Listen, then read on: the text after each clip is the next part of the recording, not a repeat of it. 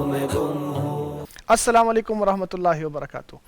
बाबरकत दिनों में आपके साथ मिलने के लिए हम आ जाते हैं, और ये हमारी और आपकी सादत है कि ऐसे मौक़े पर हमारी मुलाकात होती है कि जो बड़ी बरकत वाले होते हैं, और हमारा ताल्लुक़ अल्लाह करे कि अल्लाह के लिए हो, और इसका हमें भरपूर अजर भी मिले, और इसका सही होने का या अजर मिलने की जो शर्त है वो यही है कि अल्लाह तबारक व तआला हमें तौफ़ीक़ दे और हमारी नीयतें दुरुस्त हो जाएँ। नाज़रीन, ये बड़े बाबरकत लम्हात हैं और बड़े बाबरकत अय्याम हैं जो गुज़र रहे हैं ज़ुल्हिज्जा के पहले 10 दिन, जिनको अफ़्ज़लु अय्यामिद दुनिया भी कहा गया है कि वो दुनिया के अफ़ज़ल तरीन दिन हैं। तो इन दिनों में बहुत सारी इबादतें करने का मौका मिलता है, अल्लाह का क़ुर्ब हासिल करने का मौका मिलता है, और जिसे मौका मिल जाए वो मौका पाने के बाद भी अल्लाह का क़ुर्ब हासिल ना करे तो वही हकीकी महरूम है। जिसको अल्लाह राह दिखा दे और वो राह देखने के बाद भी उससे पीछे हट जाए वही हकीकी महरूम है। वो शख्स कि जो अल्लाह तबारक व तआला को राज़ी न कर सके जबकि उसके पास मौका भी मौजूद हो, वही शख्स है जो नादान है, जो बेवकूफ़ है। अल्लाह तबारक व तआला हमारी हम सब की हिफाजत फरमाए और हमें बुलंद दर्जात अता फरमा दे और बुलंदियों की तरफ जाने की तौफ़ीक़ अता फरमाए। नाज़रीन, पैगाम टीवी एक ऐसा प्लेटफॉर्म है जो एक अरसे से कुरान और सुन्नत की जो ऑथेंटिक तालीमात हैं वो आप तक पहुंचाने की कोशिश कर रहा है, और इस सिलसिले में आप सब माशाल्लाह इसका दस्तबाजू बनते आ रहे हैं, और इस माशरे के बहुत सारे लोग ऐसे हैं कि जो बाकायदा इस फैमिली का हिस्सा बन गए हैं। जी हाँ, ये एक फ़ैमिली है कि जो कुरान और सुन्नत को पहुंचाने का मिशन लेकर आगे बढ़ रही है, और अल्लाह ताला की खुसूसी रहमतों और बरकतों से इसे अल्लाह तबारक व तआला तरक्कियाँ भी अता फरमा रहा है। जी हाँ, ये 1000 से कुछ ज़्यादा लोग माशाल्लाह इस फैमिली का हिस्सा बन चुके हैं। मैं पैगाम क्लब के मेंबरान की बात कर रहा हूँ, जिन्होंने ये फ़ैसला किया है कि जो अल्लाह तबारक व तआला ने उनको अता फ़रमाया है, जो कुछ भी है वो कम है वो ज़्यादा है, उन्होंने उसमें से कुछ हिस्सा मुख्तस करके एक मुस्तकिल तौर पर पैगाम के साथ ताउन का सिलसिला जारी किया है। माहाना तौर पर, रोज़ाना की बुनियाद पर, हफ्तावार या इससे ज़्यादा या इससे कम ड्यूरेशन के मुताबिक वो पैगाम के साथ ताउन करते हैं, और ये बड़ी भलाई की बात है और ये बहुत बड़े अजर व सवाब की बात है। वो हदीस जो किसी एंकर के मुंह से या किसी मेहमान के ज़बान से अदा होती है और इस टीवी चैनल के ज़रिए न जाने कितने लाखों लोगों तक पहुंच जाती है, उन सब का अजर, उन सब को सुनना, उन सब का सुनना, उन सब का उस पर अमल करना और उसका फैलना, ये सारा जो अजर है ये उस शख्स का हिस्सा बन जाता है, या वो शख्स इस अजर में शरीक हो जाता है जो इस फैमिली का हिस्सा है। तो जी, ये बड़ी सादत वाली बात है, और आप देखते हैं कि स्क्रीन के ऊपर उनकी तादाद भी चल रही है हमारे मेंबरान की, जो माशाल्लाह अल्लाह तबारक व तआला की तौफ़ीक़ से बढ़ते जा रहे हैं। अल्लाह ताला उनको जज़ाए खैर अता फ़रमाए और मज़ीद तरक्की अता फ़रमाए। ये प्रोग्राम जो इस वक्त हम पेश करते हैं 8 से 10 हमारा वक्त होता है, और इसमें हम आपके जो सवालात हैं उनको लेते हैं। हमारे साथ मुफ्तियान किराम मौजूद होते हैं जो आपके शरई मसाइल का जवाब देते हैं, शरीयत की रूह से, कुरान और हदीस के जो शरई अहकाम हैं उनके मुताबिक बिल्कुल शफाफियत के साथ और बेहतरीन तरीके से गाइड करने की कोशिश करते हैं। अल्लाह ताला इनको जज़ाए खैर अता फ़रमाए। मैं इनका तारुफ़ भी आपके साथ कराता हूँ, लेकिन पहले बताता चलूँ कि आप कॉल कर सकते हैं हमें इस प्रोग्राम में लाइव, और कॉल करने के लिए जो आपने नंबर डायल करना है वो स्क्रीन के ऊपर चल भी रहा है। वैसे भी मैं बता देता हूँ 0421170000, यानी 0421111700। हमसे रब्ता करने का दूसरा ज़रिया यूट्यूब चैनल भी है। अगर आप हमें यूट्यूब चैनल के ज़रिए देख रहे हैं तो आपके लिए और भी आसानी है, आप कमेंट सेक्शन में अपना कमेंट टाइप करके हमें यूट्यूब पे भेज सकते हैं। ये मेरे सामने मौजूद है, मैं आपके कमेंट्स को देखूंगा और यहाँ पे जो सवालात आएंगे उनको हम डायरेक्टली अपने उलमाए किराम से, मुफ्तियान किराम से पूछ लेंगे और उनका जवाब आपके पास आ जाएगा। तीसरा ज़रिया जो राब्ते का है वो व्हाट्सअप का है, अगरचे इसमें थोड़ी सी ताख़ीर हो सकती है क्योंकि इसमें जवाब जो है वो इस प्रोग्राम में शायद शामिल ना हो सके, लेकिन आने वाले प्रोग्रामात में शायद शामिल हो जाए। वैसे उसका जवाब आपको व्हाट्सएप के ज़रिए भी मिल जाएगा। आप हमें व्हाट्सएप के ज़रिए मैसेज कर सकते हैं, आप वॉइस नोट कर सकते हैं, आप टाइप करके मैसेज कर सकते हैं। नंबर है 0321565200, यानी 0321565200।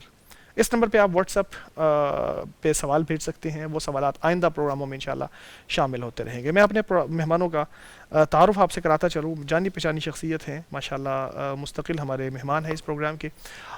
हमेशा बड़ा मुतवाज़न اور بہترین شرعی رہنمائی پیش کرنے والے ہمارے معزز اور فضیلت الشیخ مفتی عبد الولی خان صاحب ہیں. آپ پیغام فتویٰ کونسل کے ممبر بھی ہیں اور بہترین عالم دین بھی ہیں. مفتی صاحب السلام علیکم ورحمۃ اللہ. السلام ورحمۃ اللہ. خوش آمدید اس پروگرام میں. بارک اللہ فیکم اکرمکم اللہ. ہمارے دوسرے مہمان ہیں جی آج مولانا جاوید سیالکوٹی صاحب. آپ چیئرمین ہیں دارالافتاء سیالکوٹ کے اور محتمم ہیں جامعہ محمدیہ سیالکوٹ کے. آج انہوں نے آپ ہمارے ساتھ تشریف فرما ہے. ہم ان کو بھی السلام علیکم کہتے ہیں. جزاک اللہ خیر. السلام علیکم. وعلیکم السلام ورحمۃ اللہ. خیریت سے ہیں؟ الحمدللہ. آپ کی تشریف آوری کا بہت شکریہ. بہت شکریہ. بارک اللہ فیکم. ہمارے تاخیر کے اپنے پروگرام کو آگے بڑھاتا ہوں. مفتیان کرام ہمارے ساتھ موجود ہیں. ناظرین آپ کال بھی کر سکتے ہیں اور یوٹیوب کے ذریعے بھی آپ سوالات بھیج سکتے ہیں اور اسی طرح واٹس ایپ کے ذریعے بھی سوال کر سکتے ہیں.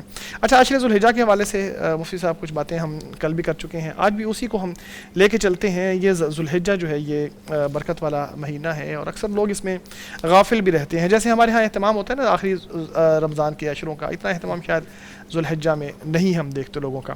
تو کیا نفلی عبادات کا اجر بھی اس میں بڑھ جاتا ہے ان 10 دنوں میں؟ عمومی نفلی عبادات جو کرتے ہیں, نماز رکھتے ہیں یا نفلی روزہ ہے, کیا اس کے درجات بھی یا اس کی عبادت میں یا اس کے جو اجر ہے اس میں بھی اضافہ ہوتا ہے؟ الحمدللہ والصلاة والسلام علی رسول اللہ اما بعد. اللہ کے نبی صلی اللہ علیہ وسلم نے خاص اسی عشرے کے متعلق جو فرمایا ہے, ما من ایام العمل الصالح فیہن احب الی اللہ من هذه الایام العشر.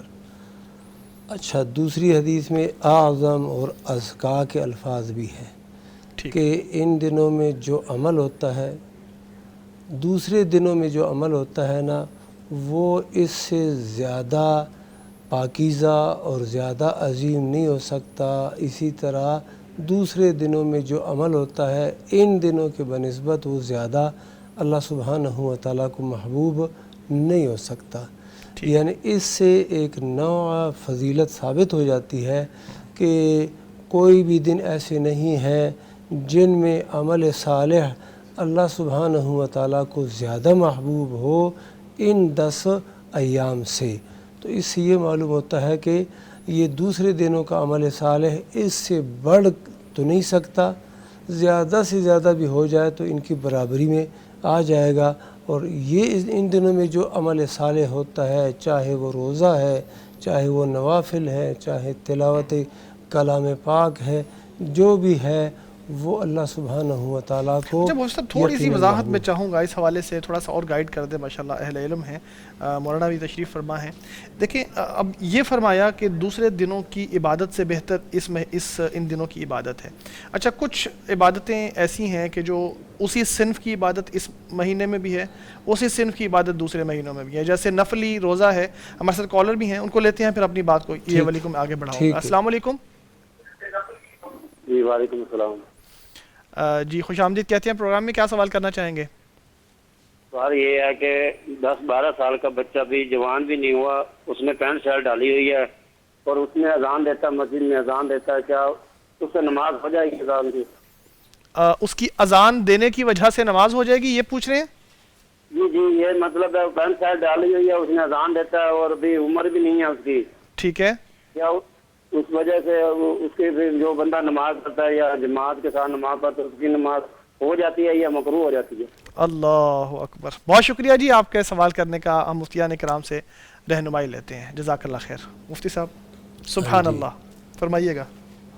یہ الحمدللہ کہ لوگوں کو اپنے دین کے بارے میں, نمازوں کے بارے میں فکر ہے کہ ایسا نہ ہو کہ اس چھوٹے بچے کے اذان دینے سے ہماری نماز ہی نہ ہوتی ہو.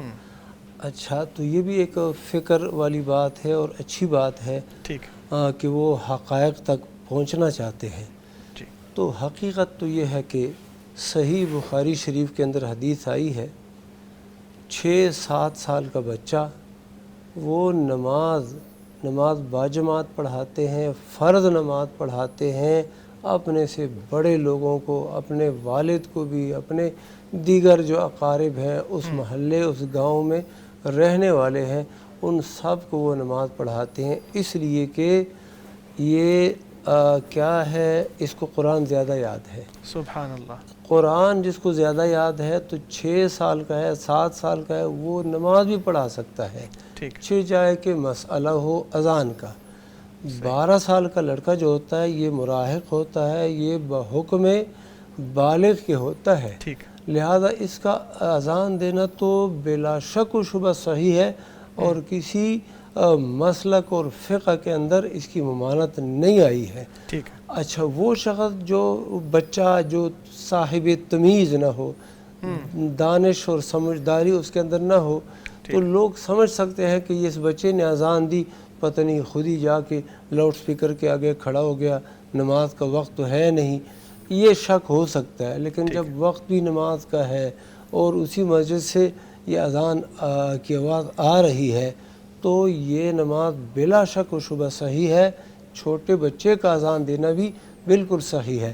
ابو محذورہ رضی اللہ تعالیٰ عنہ, ان کو جب اللہ کے نبی صلی اللہ علیہ وسلم نے اذان سکھائی اس وقت وہ بھی نابالغ بچے تھے, چھوٹے بچے تھے, اور جب انہوں نے یہ الفاظ دہرائے تو نبی صلی اللہ علیہ وسلم نے ان کو پھر اذان کا طریقہ مکمل سکھایا, اور وہی پھر امام رہے مکہ مکرمہ, یعنی مؤذن رہے مکہ مکرمہ میں. تو وہ بھی نابالغ تھے, چھوٹے بچے تھے. لیکن لہٰذا اذان دینا کہ بالکل درست ہے اتنے بچے کا بھی, اور اس کے بعد جماعت کی نماز پڑھ کے یہ بھی درست ہے.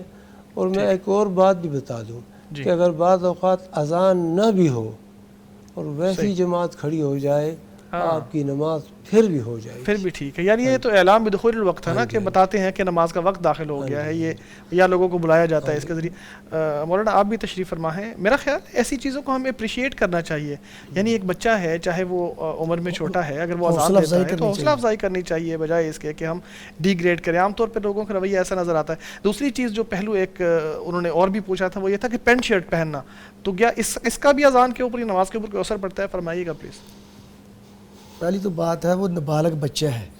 ٹھیک. شریعت کا پابند وہ بالغ ہوتا ہے, نابالغ شریعت کا پابند نہیں ہوتا. اس کے گھر والے اس کو شریعت کی پابندی کروائیں, ان پر فرض ہے.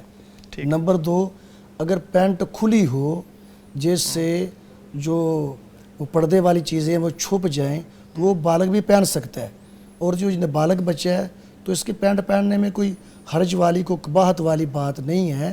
اس لیے پینٹ کی وجہ سے یہ کہنا کہ پتہ نہیں اس کی اذان ہوئی یا کہ نہیں ہوئی, یہ کوئی ایسی بات نہیں ہے.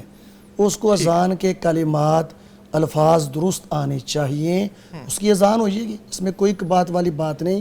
اور میرا خیال ہے بچوں کو یہ موقع دینا چاہیے, بچوں کی حوصلہ افزائی کرنی چاہیے تاکہ اسی ذوق شوق سے وہ مساجد میں آئیں. ہمارا ایک المیہ یہ ہے کہ بچے مساجد میں آ جاتے ہیں, ان کی حوصلہ افزائی نہیں کرتے, وہ چھوٹی موٹی شرارت کرتے ہیں تو ان کو پھر مارتے ہیں پیٹتے ہیں, وہ آگے سے مسجد میں نہیں آتے.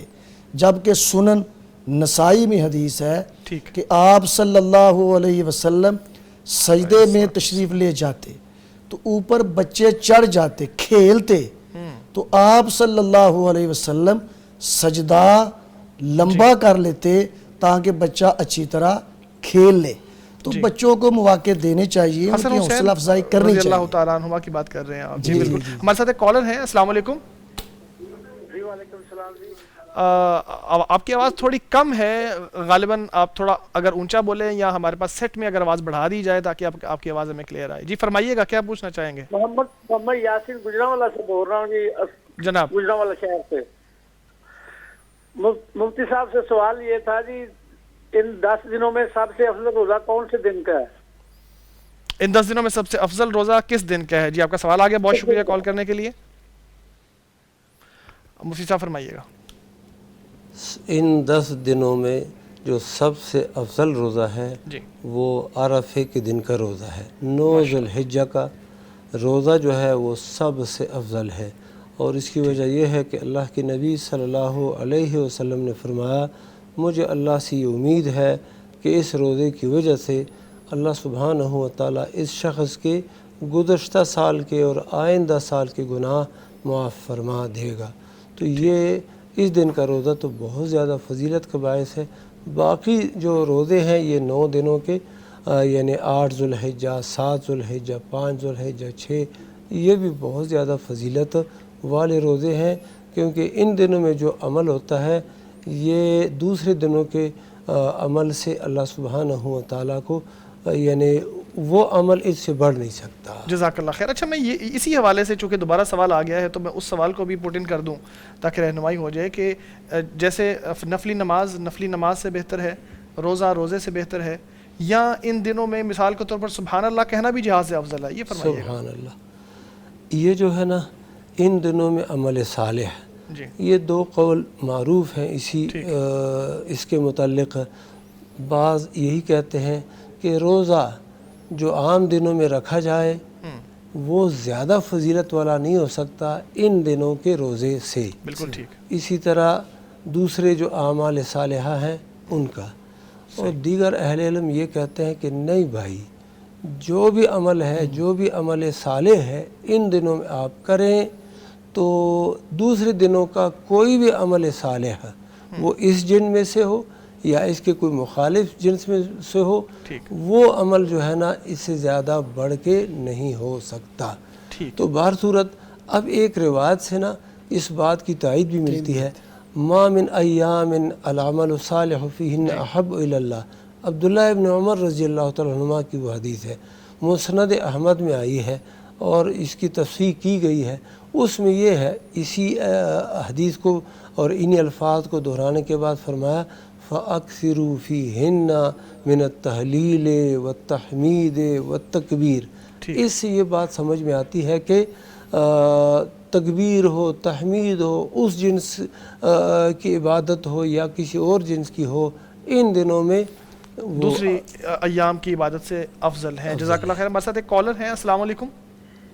وعلیکم السلام جی مسز اعظم صاحبہ کیا پوچھنا چاہیں گی بہنا؟ نہیں میں کچھ پوچھنا تو نہیں، میں نے پوچھنا تھا وہ آپ کے ممبر کے حوالے سے، وہ میں نے پوچھ لیا آپ کی پیغام ممبرشپ کے حوالے سے۔ جی وہ میں نے پوچھ لیا، میں صرف آپ لوگوں کے پروگرام کی تعریف کرنا چاہتی ہوں۔ میں نا پچھلے 2 ماہ سے ٹرائی کر رہی تھی فون کی، لیکن میری سے نا بات نہیں ہو رہی تھی۔ میں الحمدللہ آخری اشرے میں عمرے کے لیے گئی تھی، تو میں نے آپ کی پوری لیے بہت دعائیں کی ہیں، حرم ماشاءاللہ جی ماشاءاللہ، سامنے بیٹھ کے عبدالولید خان صاحب کے لیے، اجمل بھٹی صاحب، بلکہ پوری ممبرز کے لیے بہت دعائیں کی ہیں۔ اللہ تعالیٰ آپ کے چینل کو دن دگنی رات چگنی ترقی دے، اور اسی طرح یہ اللہ تعالیٰ اس کو ترقیوں کی منازل طے کرتے رہیں۔ اتنا اچھا کام آپ لوگ کر رہے ہیں کہ میرا خیال ہے کہ ہمیں ٹی وی کا جو چینل چینج کرنے کی ضرورت نہیں پڑتی کہ ہم کسی اور چینل پہ جائیں، کچھ اور دیکھیں، کچھ کریں۔ لیکن بس میرا دل چاہ رہا تھا کافی دیر سے کہ میں آپ کو بتاؤں کہ میں نے آپ لوگوں کے لیے وہاں بیٹھ کے کتنی دعائیں کی ہیں۔ اللہ آپ کو جزا دے، جزاک اللہ خیر، اللہ آپ کو خوش رکھے۔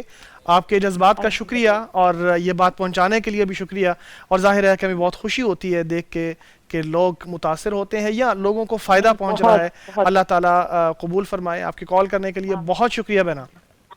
آپ لوگوں کے لیے بہت دعائیں ہیں، انشاءاللہ ہر نماز میں آپ لوگوں کے لیے دعائیں، اللہ تعالیٰ ہمیں توفیق دے اور اللہ تعالیٰ ہمیں عمل کرنے کی توفیق دے۔ جزاک اللہ خیر۔ مفتی صاحب فرمائیے گا چند الفاظ ان کے لیے بھی۔ ماشاء اللہ مبارک فیہا، اللہ سبحانہ و تعالیٰ ان کو بہت اجر دے، آمین، کہ وہ دعائیں انہوں نے کی ہیں اور کرتے ہیں۔ اللہ تعالیٰ یہ دعائیں ان کے حق میں بھی قبول فرمائے، اور یہ ایسی دعا ہے جب ایک مسلمان بھائی بہن اپنے مسلمان بھائی اور بہن جو غائب ہوتے ہیں، حاضر نہیں ہوتے، ان کے لیے دعائیں مانگتے ہیں، تو ایک فرشتہ جو ہے نا وہ وہاں پہ کھڑا ہوتا ہے، وہ کہتا ہے وَلَكَ بِمِثْلٍ، تیرے لیے بھی اسی کے مثل جو دعا تو نے مانگی ہے اپنے اس بھائی بہن کے لیے، تیرے لیے بھی اسی طرح کی same for you, same to you. جزاک اللہ خیر۔ اچھا یوٹیوب پہ ایک سوال موصول ہوا ہے، میں شامل کر لوں۔ کہہ رہی ہے السلام علیکم ورحمۃ اللہ وبرکاتہ، شیخ میرا سوال یہ ہے کہ اگر ریلیٹیوز میں سے کسی نے انشورنس کرائی ہو اور وہ ہوں بھی مستحق، تو کیا ان کو صدقہ وغیرہ دیا جا سکتا ہے؟ میں چاہوں گا مولانا جاوید صاحب اس حوالے سے گائیڈ کے لیے۔ وہ جو انہوں نے انشورنس کرائی ہے وہ ان کی غلطی ہے، ٹھیک ہے، ان کی وہ ذاتی غلطی ہے، اس میں کوئی دو رائے نہیں ہے. اگر وہ صدقے زکوٰۃ کے مستحق ہیں جو انہوں نے شورش کرائی ہے، اس میں تعاون کرنا گناہ ہے، کیونکہ اسم اور عدوان پر تعاون کرنا گناہ ہے. جو کام شریعت کے مخالف ہے اس میں تعاون کرنا گناہ ہے. اس کے علاوہ اگر وہ صدقے زکوٰۃ کے مستحق ہیں، ان کو لباس کی ضرورت ہے، گھر میں راشن کی ضرورت ہے، تو ان کو صدقہ خیرات دیا جا سکتا ہے. اس میں کوئی قباحت والی بات نہیں ہے. ٹھیک، جزاک اللہ خیر. ایک اور کالر ہیں. السلام علیکم. وعلیکم السلام ورحمۃ اللہ وبرکاتہ. جی فرمائیے گا. وعلیکم السلام ورحمۃ اللہ وبرکاتہ. مسز اسلم بات کر رہی ہوں فیصل آباد سے. جی فرمائیے، کیا پوچھنا چاہیں گی؟ یہ ناخن ہاتھ کے جو یہ ناخن ہیں یہ کچے ہیں، یہ اکھڑ جاتے ہیں خود بخود سے، اور کنگھی میں بال آ جاتے ہیں یہ ان 10 دنوں میں. یہ گناہ تو نہیں ہے؟ ٹھیک ہے، آپ کا سوال آ گیا، بہت شکریہ. یہی سوال ہے آپ کا، کوئی اور بھی ہے؟ بس. جی بہت شکریہ آپ کی کال کرنے کے لیے. مفتی عبدالولی صاحب فرمائیے. ہاں جی، نہیں کنگھی کرتے وقت بال جو ہے نا نکل جاتے ہیں، گر جاتے ہیں. جی یہ بندہ یا اللہ کی جو بندی ہے وہ خود نہیں نکال رہی، وہ تو کنگھی کر رہی ہے. یہ مسئلہ حجاج کے لیے تو ہے، لیکن جو شخص یہاں پہ موجود ہے اور وہ قربانی کی وجہ سے اس نے قربانی کی نیت کی ہوئی ہے، قربانی خریدی ہے یا بھی نہیں خریدی لیکن نیت ہے، تو وہ ناخن نہیں لے سکتا. لیکن اگر ناخن خود ایسی گرتے ہیں کوئی حرج نہیں. اسی طرح کنگھی کرتے وقت وہ بال کچھ نکل آتے ہیں، اس میں بھی کوئی حرج والی بات نہیں ہے.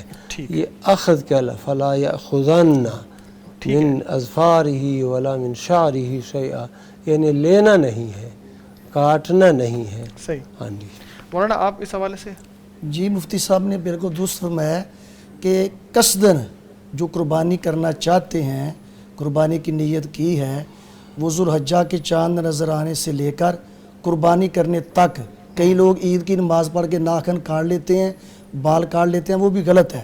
حتیٰ یضحیہ، قربانی کرنے کے بعد یہ کام کرنا ہے.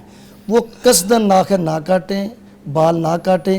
اگر خود بخود بال وہ گر جاتے ہیں یا مقصد ان کا کنگھی کرنا ہوتا ہے، بال اتارنا تو نہیں ہوتا، اس لیے کنگھی میں جو بال آ جائیں وہ گناہ گار نہیں ہیں. ٹھیک، جزاک اللہ خیر.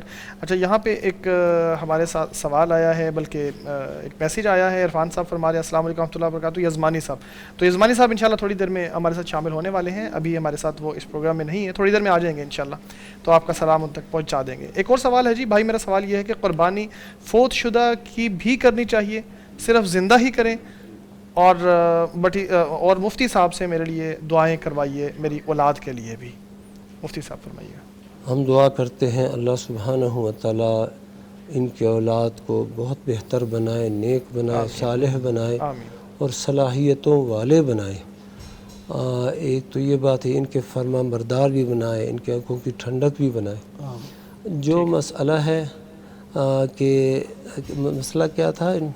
مسئلہ یہ کہ فوت شدگان کی طرف سے قربانی. فوت شدگان اذا مات الانسان انقطع عنہ عملہ، جب انسان فوت ہو جاتا ہے اس کے عمل کا سلسلہ منقطع ہو جاتا ہے.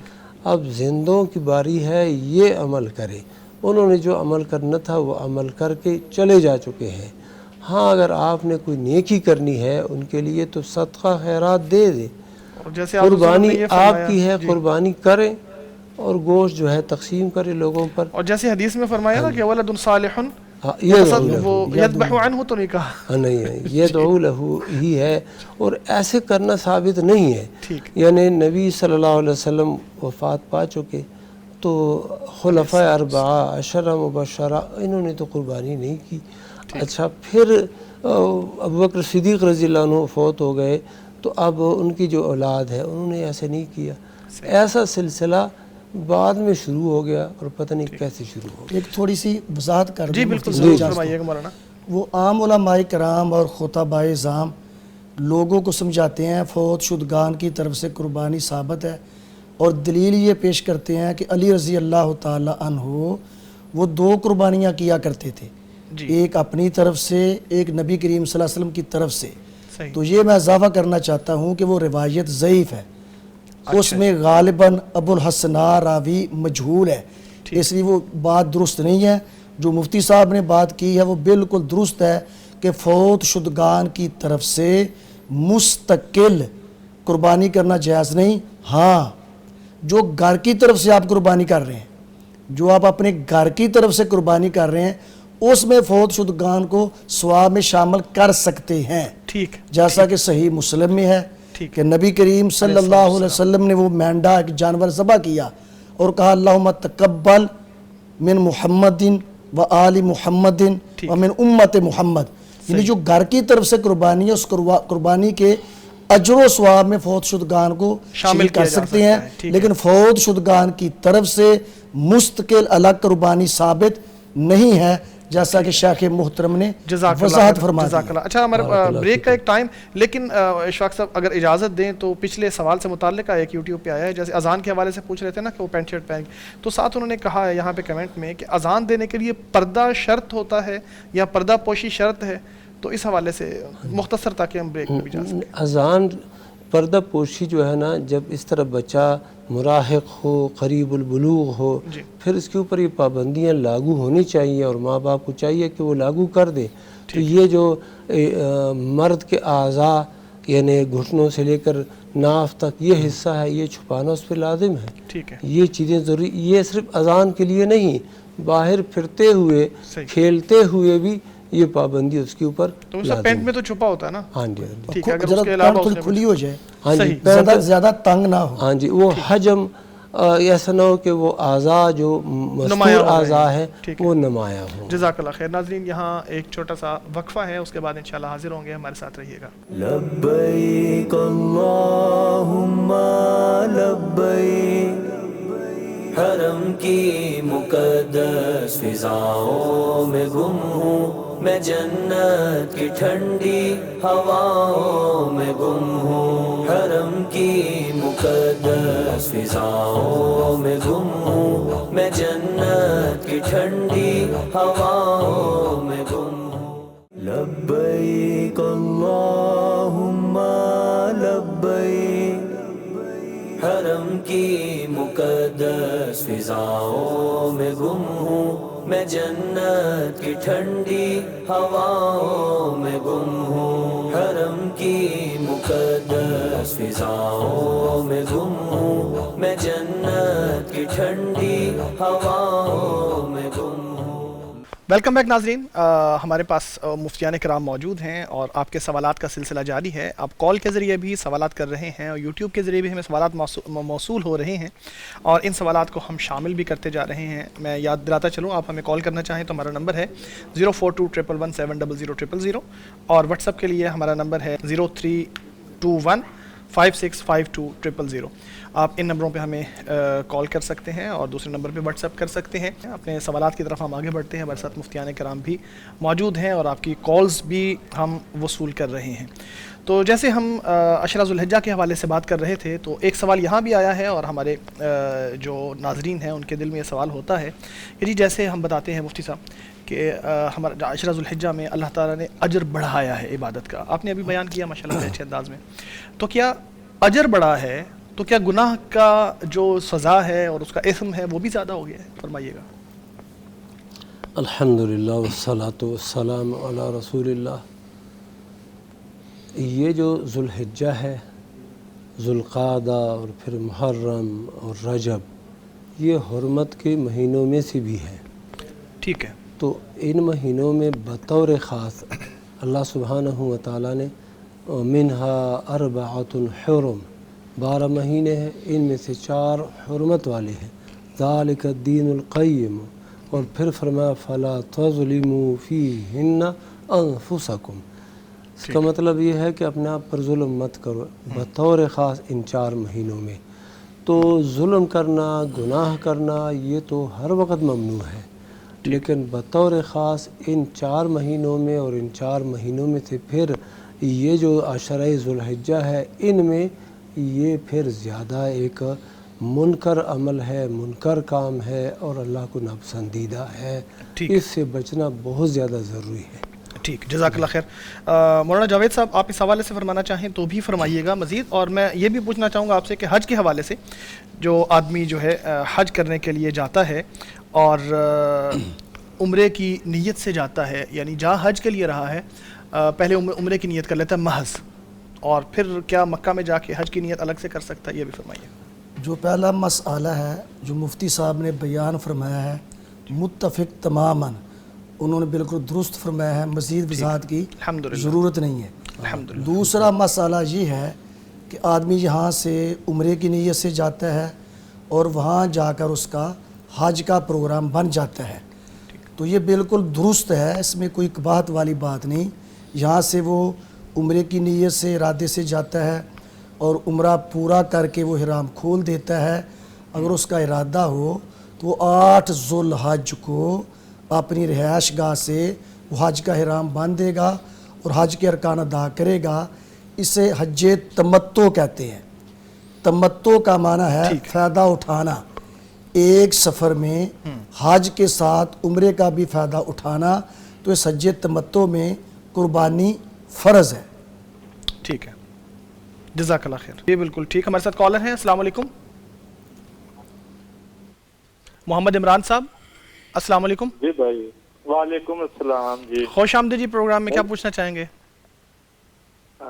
سر جی میں نے پوچھنا تھا، یہ جو قربانی کرنی ہے 2 گھر ہیں ہمارے، یعنی کہ کتنے لہذا اکٹھے قربانی کر سکتے ہیں؟ آپ کے 2 گھر جو الگ الگ ہیں، ذرا تفصیل بتا سکتے ہیں کہ کس کس کے الگ الگ گھر ہیں؟ میرے بھائی ہے، یعنی کہ ایک میرا، ایک میرے بڑے بھائی کا ہے۔ بالکل ٹھیک۔ والدین حیات ہیں اور کیسے سسٹم ہے آپ کے گھر کا؟ بالکل والدین حیات ہے، وہ علیحدہ گھر میں ہے، یعنی کہ ہم دونوں جو ہے نا، وہ بھی علیحدہ، یہ بھی علیحدہ اور وہ بھی علیحدہ، تینوں یعنی کہ علیحدہ ہم 2 اکٹھے کر کے یعنی کہ نا اکٹھے کر رہے ہیں قربانی۔ اچھا، یعنی والدین آپ کے الگ گھر میں رہتے ہیں، آپ الگ گھر میں اور آپ کے بھائی الگ گھر میں؟ جی جی جی ٹھیک ہے ٹھیک ہے، تو آپ کی جو ہے آپ الگ جو بھی انکم ہے آپ کی اور آپ کے بھائی کی بھی الگ ہے اور والد کی بھی الگ ہوگی؟ بالکل، والد کی بھی جی ٹھیک، سوال آگے آپ کا مفتی صاحب سے پوچھتے ہیں۔ جی مفتی صاحب فرمائیے گا۔ جی مولانا آپ فرمائیے گا جاوید صاحب۔ میں پہلے سوال واضح کر لیں ناظرین کے لیے۔ جی سوال یہ ہے، یہ 2 3 4 بھائی ہیں، ان کا رہنا سہنا الگ ہے، کھانا پینا بھی الگ ہے اور کاروبار بھی الگ ہے، اس لیے یہ اپنی قربانی الگ الگ کریں گے۔ ٹھیک، اگر ایک فیملی ہے تو ایک فیملی پر ایک قربان ہے، جیسا کہ جامع ترمذی کی حدیث ہے، کان الرجل یضحی بشات عنہ وعن اہل بیتہ، کہ آپ صلی اللہ علیہ وسلم کے زمانہ میں صحابہ کرام اپنی پوری فیملی کی طرف سے قربانی کیا کرتے تھے۔ تو اگر کھانا پینا کٹھا ہے، رہنا سہنا بھی کٹھا ہے، کاروبار بھی کٹھا ہے، تو ان پر کم از کم ایک قربانی ہے۔ جو بھائی نے سوال کیا ہے، ان کا رہنا سہنا بھی الگ ہے، کھانا پینا بھی الگ ہے، کاروبار بھی الگ ہے، یہ الگ الگ قربانی کریں، ایک پر اکتفا نہ کریں۔ چلیں جزاک اللہ خیر۔ ہمارے ساتھ کالر ہیں، السلام علیکم۔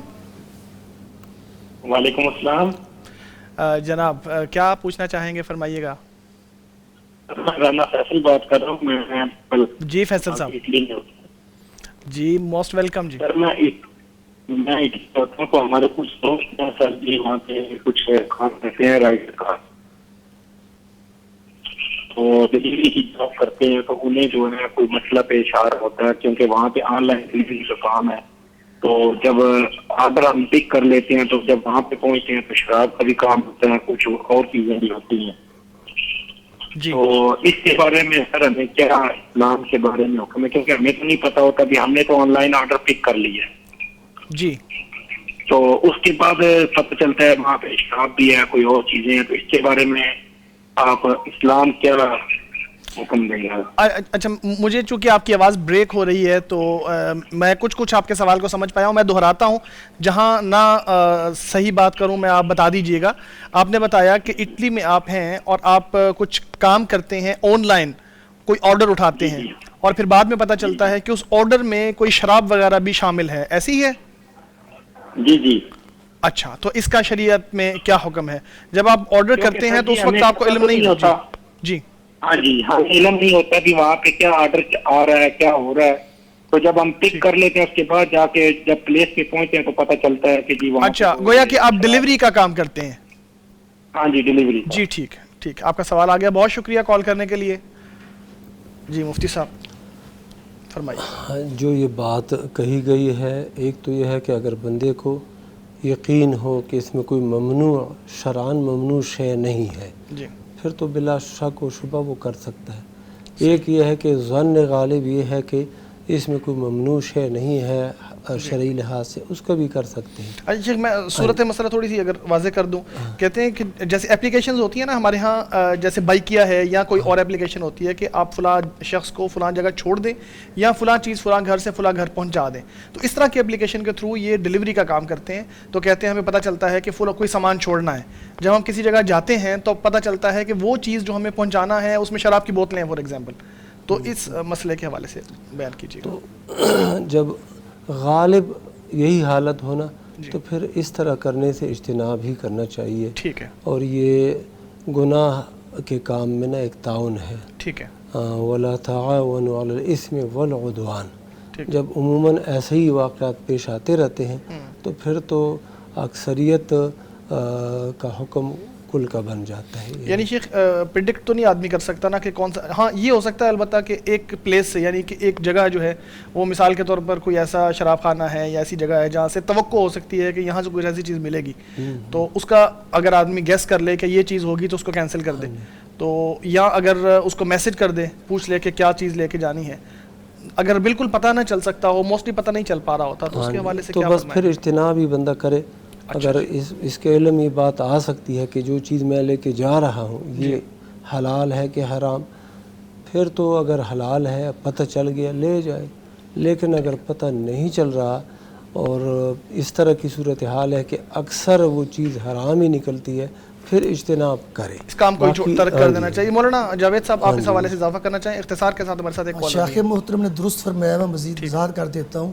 وہ صحیح بخاری کی حدیث ہے الحلال بین والحرام بین، حلال کام بھی واضح ہیں، حرام کام بھی واضح ہیں، کچھ کام ہیں جو شبہ والے ہیں۔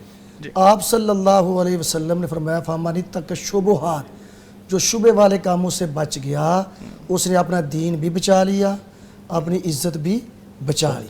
کیا مطلب؟ مفہوم مخالف، جو شبہ والے کاموں سے نہیں بچتا نہ اس کی عزت محفوظ ہے اللہ کے ہاں، نہ اس کا دین محفوظ ہے، جو شبہ والے کاموں سے نہیں بچتا۔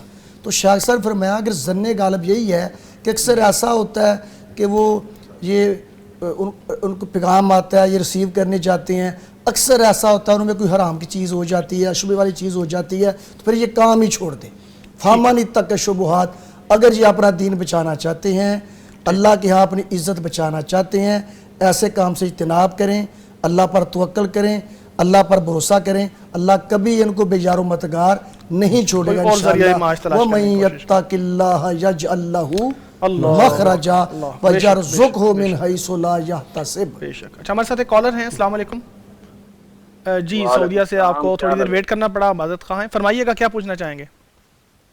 جی میں نے پتہ کرنا تھا بھی یہ جو چہرے کے ضروری بالوں کے لیے آج کل لیزنگ کرواتے ہیں، جی کیا اسلام میں اس کا حکم ہے؟ چہرے کے غیر ضروری بالوں کا یہ جو لیزنگ کرواتے ہیں، جی جی آپ نے چہرے کی بات کی نا، خواتین کے لیے مردوں کے لیے دونوں کے لیے پوچھنے، کس کے لیے آپ سوال ذرا واضح کر دیجیے؟ بتا دیں۔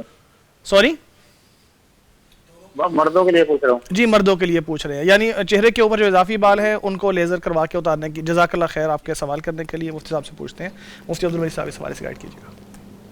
چہرے پر جو بال اگتے ہیں مردوں کے، یہ کوئی غیر ضروری بال نہیں ہیں، بلکہ یہ ضروری بال ہیں اور یہ داڑھی کا حصہ ہے۔ ایسی کوئی دلیل ہمیں نہیں ملی ہے شریعت کے اندر کہ اللہ کے نبی صلی اللہ علیہ وسلم چہرے پر سے بال اتارتے تھے اور اس کا ازالہ کرتے تھے، یا صحابہ میں سے ایسے کوئی ہو، یہ کوئی ایسی دلیل ملتی نہیں ہے، بلکہ آف اللحا اور اسی طرح ارخ اللحا اور اس طرح کے الفاظ ہیں۔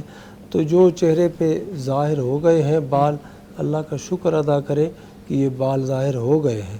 اور بعض لوگوں کے ظاہر نہیں ہوتے، مرد ہوتے ہیں لیکن وہ اکثر کیا ہوتے ہیں، وہ مردانہ حیثیت ان کی کم ہوتی ہے، تو یہ جو ہے نا بال یہ نہیں اتارنے چاہیے، لیزر سے ہو یا کسی اور ذریعے سے ہو، قینچی سے ہو تو نہیں کرنی چاہیے، یعنی چکس وغیرہ پہ ہوں، ماتھے پہ ہوں، جہاں بھی ہوں نہیں ان کو اتارنا چاہیے۔ اچھا مولانا جاوید صاحب آپ بھی فرمائیے گا۔ ماتھے پر تو نہیں اگتے باہر صورت۔ جی جی یہ تو آپ نے درست فرمایا۔ مفتی صاحب نے بالکل درست فرمایا ہے، اور بڑی معقول مناسب بات کی ہے کہ آپ صلی اللہ علیہ وسلم فرمایا لحیہ کو چھوڑ دو، لحیہ کو بڑھاؤ، اور لحیہ کی تعریف ہے ما نابتا علی الخدین والذکن، جو بال رخساروں پہ اور ٹھوڈی پہ اگے، اور ان کے متعلق آرڈر ہے ان کو چھوڑ دو، ان کو بڑھاؤ، کسی صورت میں کسی ذریعے سے ان کو اتارنا کبیرہ گناہ ہے۔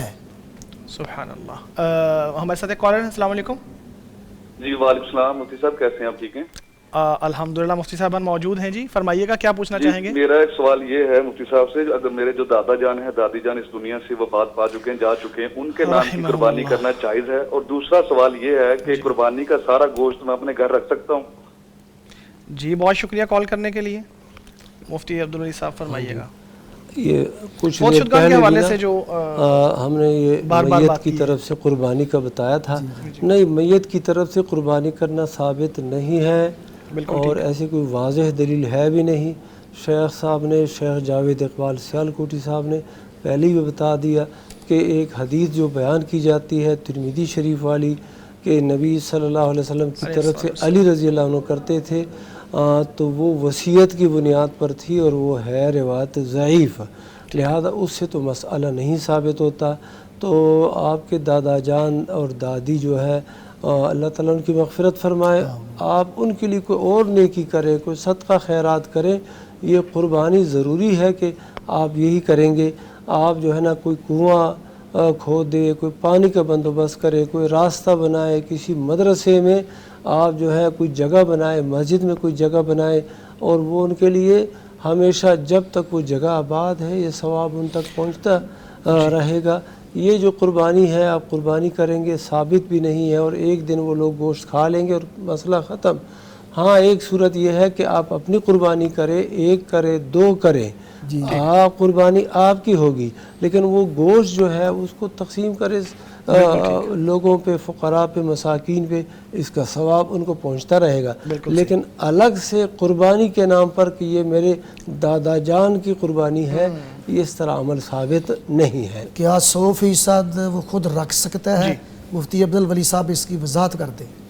جزاک اللہ خیر، 100% نہیں رکھ سکتا، نہیں رکھ سکتا، یعنی کہ حدیث میں آ گیا ہے کلو وتصدقوا وتزودوا، ٹھیک ہے، یہ امر کی صیغے ہیں۔ تصدقوا کے بارے میں تو بالکل اتفاق ہے کہ یہ وجوب کے لیے ہے، ٹھیک ہے، باقی جو ہے نا وہ اباحت کے لیے ہے یا استحباب کے لیے ہے۔ استحباب کے لیے تو کم از کم ہے کہ بندہ خود کھائے، لیکن تصدقوا ہے، لازماً ہے۔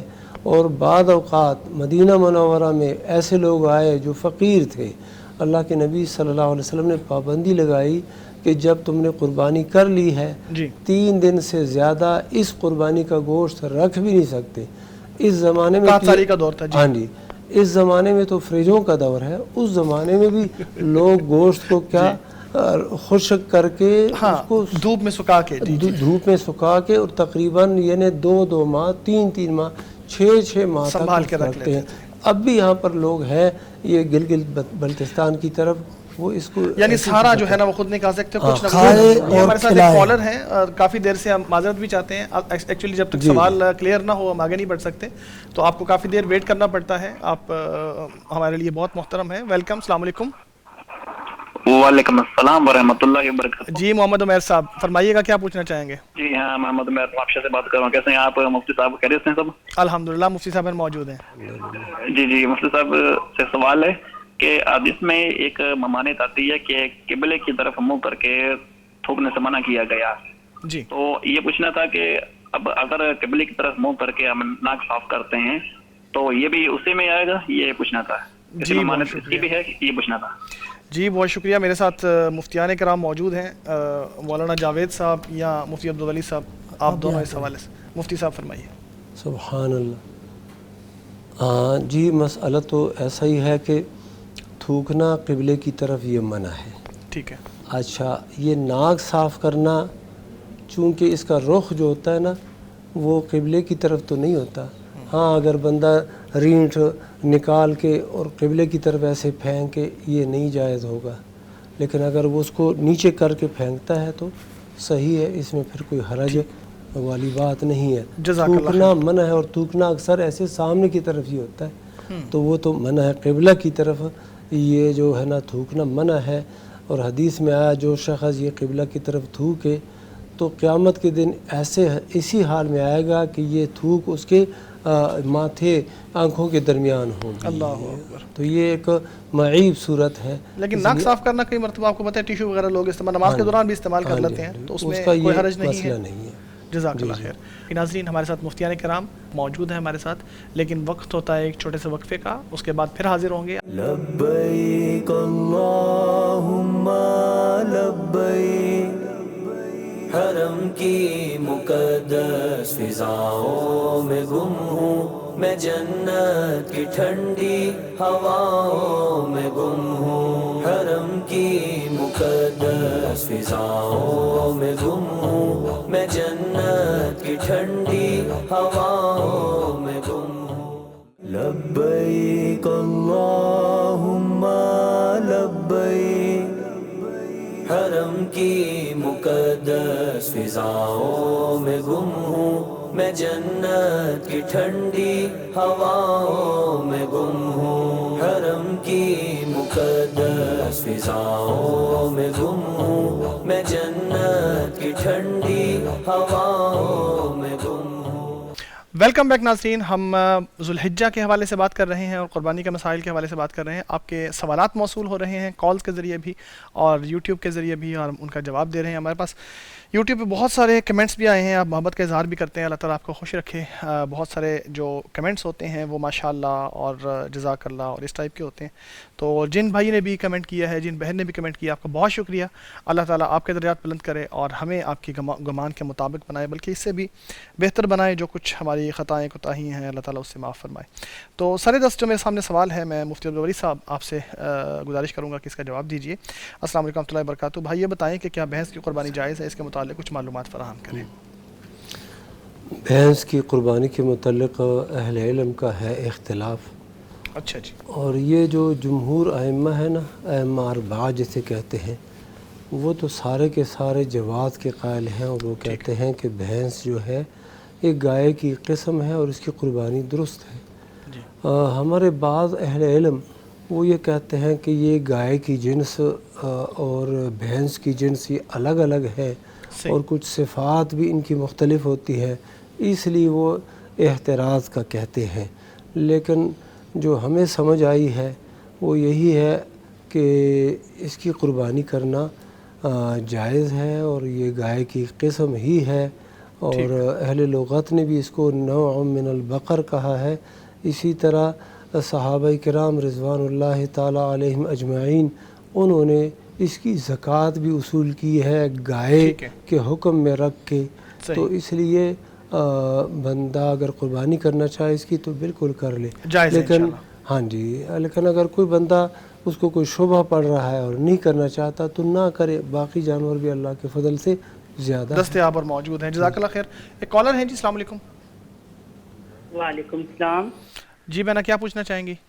ہاں جی قاری صاحب سے میں نے یہ پوچھنا تھا بھائی کہ نا ہمارے مطلب کہ نا جوائنٹ سسٹم ہے، تو اس میں نا مطلب پلاٹ ہم نے سیل کیا تھا، تو میرے ہسبینڈ کا نا مطلب کاروبار نہیں ہے، تو وہ ہمیں اس حصے میں نا 10 لاکھ روپے ملے ہیں تقریباً، یہ بھی تو 3-4 ماہ ہو گئے تب سے ملے تھے۔ تو میرے 5 بچے ہیں، تو ہمارا گھر کا سرکٹ وغیرہ اسی سے چلتا ہے، تو ہمارا دل بھی کر رہا تھا کہ سال بعد بقرہ عید آتی ہے، تو ہم نے کافی 3-4-5 سال ہی ہو گئے تقریباً قربانی نہیں کی ہے، تو اب ہمارے پاس مطلب کہ پیسے آئے ہیں، تو ہمارا یہ دل کرتا ہے کہ ہم قربانی کریں۔ آپ قاری صاحب سے پوچھ کے بتائیں کہ ہم پہ فرض ہے، مجبوری ہے، پریشانی ہے کہ ہم کر سکتے ہیں کہ نہیں کر سکتے، کیونکہ ہمارے پاس کوئی اماؤنٹ اور نہیں ہے اس کے علاوہ، اور کیا کہتے ہیں نا ہی کاروبار ہے۔ ہااں جی، بہت شکریہ کال کرنے کے لیے۔ مفتی صاحب سے پوچھتے ہیں، مولانا جاوید صاحب میں چاہوں گا آپ اس کا جواب۔ جی بسم اللہ الرحمن الرحیم۔ فی الحال اس وقت ان کے پاس قربانی کرنے کی استطاعت موجود ہے۔ ٹھیک۔ نبی کریم صلی اللہ علیہ وسلم نے فرمایا، مرفوعاً حدیث تو ضعیف ہے، موقوفاً صحیح ہے، جو حکماً مرفوع ہے، من وجد ساعتاً فلم یضحی فلا یقربن مصلانا، جس کے پاس قربانی کرنے کی استطاعت طاقت ہو اور اس کے باوجود وہ قربانی نہ کرے، وہ ہماری عیدگاہ کے قریب نہ جائے۔ تو آگے اللہ وارث ہے ان کا، فی الحال ان کے پاس اماؤنٹ موجود ہے، طاقت موجود ہے, قربانی کی استطاعت موجود ہے, اللہ پر توکل کر کے قربانی کریں, اس میں سستی نہ کریں. جزاک اللہ خیر. مفتی صاحب. ہاں جی بالکل جیسا کہ شیخ صاحب نے فرمایا, درست فرمایا, بجا فرمایا, اور قربانی ان کو کرنی چاہیے. ہاں اگر یہ کوئی بکرا مینڈا وغیرہ نہیں خرید سکتے, اس کی قیمت زیادہ ہے, تو کسی جانور میں یعنی گائے میں ان میں حصہ ڈالے, اونٹ میں حصہ ڈالے, یہ رقم پھر کم ہو جائے گی, تو وہ فریضہ بھی ادا ہو جائے گا. اور جو ان کو خدشہ ہے کہ ہمارا کوئی کاروبار بھی نہیں ہے, اور یہ اللہ کے راہ میں نا, اللہ کے راستے میں جو چیز دی جائے اللہ تعالیٰ اس کا عوض عطا کرتا ہے اور بڑھاتا ہے, اور اس کے اثرات یہ خود محسوس کر لیں گے, لیکن اس شرط کے ساتھ کہ یہ قربانی اللہ کی رضا کے لیے ہو. بالکل ٹھیک, جزاک اللہ خیر. ایک اور سوال یوٹیوب پہ ہمیں موصول ہوا ہے جی. السلام علیکم بھائی, اگر قربانی کرتے وقت ذبح کرنے والا تکبیر پڑھے لیکن جو ساتھ قابو کرنے والا ہے وہ نہ پڑھے, اس کو بھول جائے, تو کیا قربانی ہو جائے گی؟ مفتی جاوید صاحب فرمائیے گا. بالکل ہو جائے گی. جس نے جانور ذبح کرنا ہے, جس نے چھری پھیرنی ہے, اس نے بسم اللہ اللہ اکبر پڑھنا ہے. جو پکڑنے والے ہیں ان پر ضروری نہیں ہے کہ وہ بھی ساتھ بسم اللہ واللہ اکبر پڑھیں. ٹھیک, جزاک اللہ خیر جی. ایک اور سوال ہے ہمارے پاس یوٹیوب پہ آیا ہوا ہے. السلام علیکم ورحمۃ اللہ وبرکاتہ. نوید بھائی عاطف الیاس آپ سے مخاطب ہے. آج نوید بھائی صبح ہوتے ہیں, اس ٹائم میں پروگرام ہوسٹ کر رہا ہوں. تو اگر حج کا کوئی رکن حج کرتے ہوئے بھولنے کی وجہ سے رہ جائے تو اس کا کیا حکم ہے؟ شریعت کی روشنی میں آپ جواب دیجئے, پوچھ کے علماء کرام سے. مفتی صاحب فرمائیے گا. تو حج نہیں ہوا. اگر اس کی تلافی ہو سکتی ہے نا, مثلا طواف زیارت ہے جی, وہ بھول گیا, وہ چلنے لگ گیا ہے, پھر اس کو یاد آیا کہ میں نے طواف زیارت کیا ہی نہیں, تو واپس آ جائے اور طواف زیارت کر لے. تو اس کی تلافی ممکن ہے, کیونکہ اس کا دورانیہ لمبا بھی ہو سکتا ہے. اچھا, باقی اگر رہ گیا ہے, جس طرح نماز, ایک بندہ نماز پڑھ رہا ہے, وہ اس نے قیام ہی نہیں کیا, یا رکوع ہی نہیں کیا, سجدہ ہی نہیں کیا, یہ ارکان ہے نا, تو بس اس کی نماز نہیں ہوئی. اسی طرح اس شخص کا بھی حج نہیں ہوا, رکن رہ جانے کی وجہ سے. یعنی جو بھی رکن چھوٹ جائے گا اس کی وجہ سے ہمارا جو حج دوبارہ کرنا پڑے گا یا نہیں ہوگا. اچھا کائنڈلی یہ سوال پوچھ رہے ہیں, قربانی کا گوشت پہلے اپنے لیے رکھ لینے کے بعد باقی حصہ تقسیم کیا جا سکتا ہے؟ اس حوالے سے فرمائیے گا مولانا جاوید. یہ اختیار ہے ان کو, پہلے تقسیم کر لیں بعد میں اپنا حصہ رکھ لیں, یا پہلے اپنا حصہ رکھ لیں اور بعد میں تقسیم کر دیں. ان کو اختیار ہے, کھائیں اور کھلائیں, سارا خود نہ کھائیں, نہ سارا خود فریزر میں بھر لیں, کھائیں بھی اور کھلائیں بھی. ایک بات ذرا وضاحت کرنا ضروری ہے. میرا خیال ہے 2-3 دن پہلے فضیلت الشیخ مفتی اعظم عبدالولی خان صاحب نے بھی وضاحت کی تھی کہ مالدار لوگ جو ہے نا وہ اونٹ بھی ذبح کرتے ہیں, گائیں بھی ذبح کرتے ہیں, اور بکرا چھترا بھی ذبح کرتے ہیں. پتہ کرتے کیا ہیں, بڑا گوشت سارا تقسیم کر دیتے ہیں اور چھوٹا سارا گھر رکھ لیتے ہیں. ایسے لوگوں کو اللہ سے ڈرنا چاہیے. ہر قربانی سے کچھ نہ کچھ صدقہ خیرات کریں, باقی رکھ لیں. بلکہ تنفقوا مما تحبون والی جو ہے لن تنالوا البر حتی تنفقوا مما تحبون, یعنی جو بکرا کیا اس سے بھی تقسیم کریں, کچھ رکھ لیں. بڑے جانور سے بھی کچھ تقسیم کریں, کچھ رکھ لیں. ایسے نہ کریں سارا بڑا تقسیم کر دیں اور چھوٹا خود رکھ لیں. یہ تو ناانصافی ہے نا, مناسب کام نہیں لگتا. اچھا جی, ایک اور ہمارے ویور ہیں, فرما رہے ہیں السلام علیکم. مفتی صاحب کچھ فرمانا چاہیں گے آپ؟ نہیں بس. اچھا, السلام علیکم ورحمۃ اللہ وبرکاتہ. عاطف بھائی کیا حال ہیں؟ اللہ آپ کو اور مفتیان کرام پیغام ٹی وی کی پوری ٹیم کو سلامت رکھے, آمین. جزاک اللہ خیر. یہی دعائیں ہمیں چاہیے اور اسی سے جی ہمیں خوشی ہوتی ہے اور گویا کہ ہمارے دل کو تسلی ہوتی ہے. ہمارے ساتھ ایک کالر ہے. السلام علیکم جی. اکرم صاحب السلام علیکم. وعلیکم السلام جی. جی فرمائیے, کیا پوچھنا چاہیں گے؟ جی میرا بیٹا کویت میں رہتا تھا, کسی آدمی نے اس کے پاس 400 دینار امانت رکھا ہوا تھا. ٹھیک ہے. تو پولیس نے اس پر کا ڈیپورٹ کر دیا, پاکستان بھیج دیا, اس کو کوئی چیز نہیں اٹھانے دی. ٹھیک ہے. کیا وہ ہم دے سکتے ہیں؟ آپ کے بیٹے کے پاس کسی نے 2000 دینار امانت کے طور پہ رکھا ہوا تھا؟ 500 دینار. جی آپ کائنڈلی اپنے ٹی وی کو بند کر دیں, ٹی وی کی آواز کو بند کر دیں تاکہ آپ کی آواز ہمیں صاف آئے. ٹی وی کی آواز کائنڈلی بند کر دیں تاکہ آپ کی آواز ہمیں کلیئر آئے. ہاں جی 400 دینار رکھا ہوا تھا. 400 دینار رکھا ہوا تھا آپ کے بیٹے کے پاس, کسی نے امانت کے طور پر؟ امانت کے طور پر. میرے بیٹے کو ڈپورٹ کر دیا, پولیس سے پکڑ کر پاکستان بھیج دیا. ٹھیک ہے, بالکل ٹھیک ہے. ابھی ہم اس کو پیسے دیں گے یا نہیں دیں گے؟ اب آپ اس کو پیسے نہیں دے سکتے؟ ہاں جی قاری صاحب کو کرا دے گا. اچھا, یعنی اب اس بندے کے ساتھ رابطہ نہیں ہے یا مسئلہ کیا ہے؟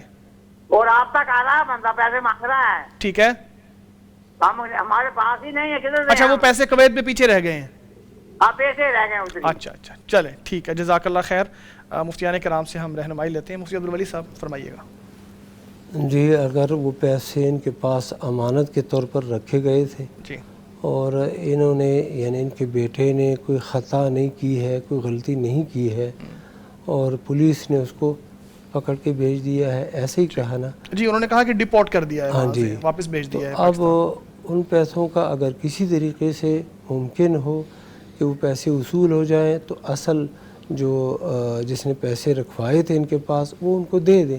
لیکن اگر وہ نہیں دے سکتے تو چونکہ ان کی طرف سے کوئی خطا یا غلطی یا کوئی کمی نہیں آئی ہے, لہذا ان کے ذمہ پھر وہ نہیں ہے.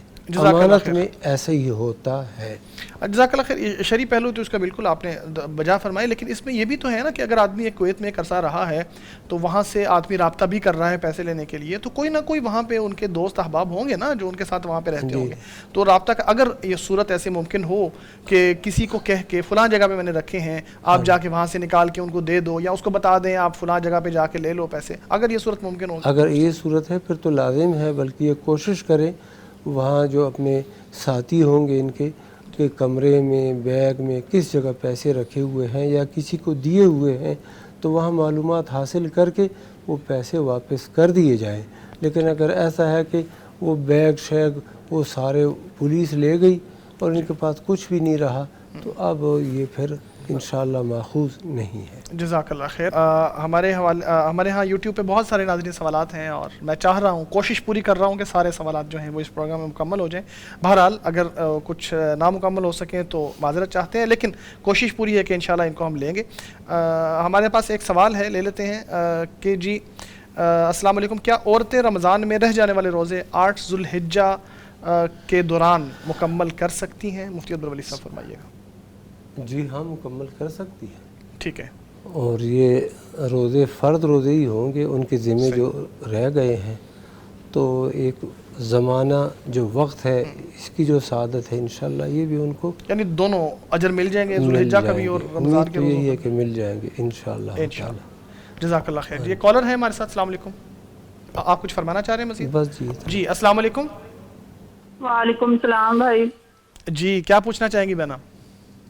جی ہم نے نا دعا کے لیے کہنا ہے. میرا بیٹا نا الحمدللہ پہلے بھی ہم نے دعا کروائی ہے بزرگوں سے, ان بزرگوں سے کافی حد تک ہمارے گھر میں نا جادو کا مسئلہ تھا, بے روزگاری کا, کافی اللہ پاک آسانی فرمائے. جی جی اب میرا بیٹا نا ٹریننگ میں ہے ریسکیو میں, میں نا اس کے لیے دعا کروانی ہے کہ اللہ تعالیٰ اسے خیریت سے کامیاب کرے.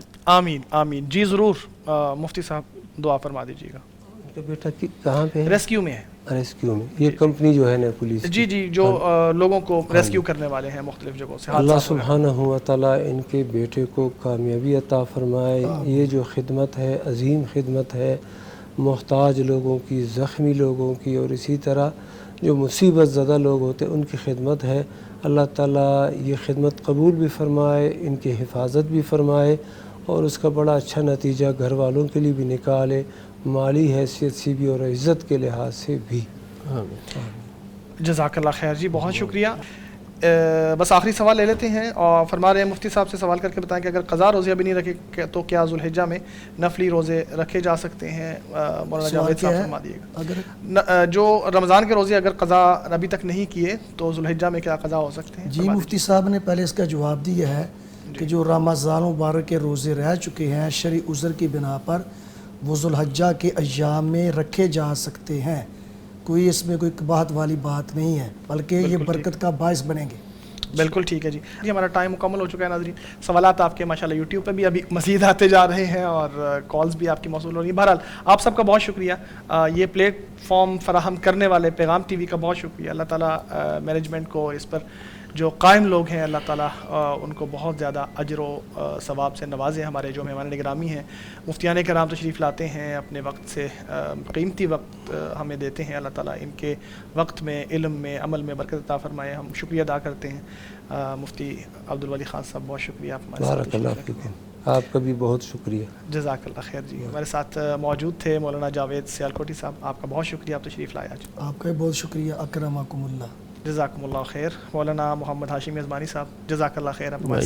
ویاکم بارک اللہ فیکم. ناظرین آپ سب کا بہت شکریہ. ملاقات ہوگی انشاءاللہ کل, تب تک کے لیے اجازت دیجیے. السلام علیکم ورحمۃ اللہ وبرکاتہ. لبیک اللہم لبیک, حرم کی مقدس فضاؤں میں گم ہوں میں, جنت کی ٹھنڈی ہواؤں میں گم ہوں. حرم کی مقدس فضاؤں میں گم ہوں میں, جنت کی ٹھنڈی ہواؤں میں گم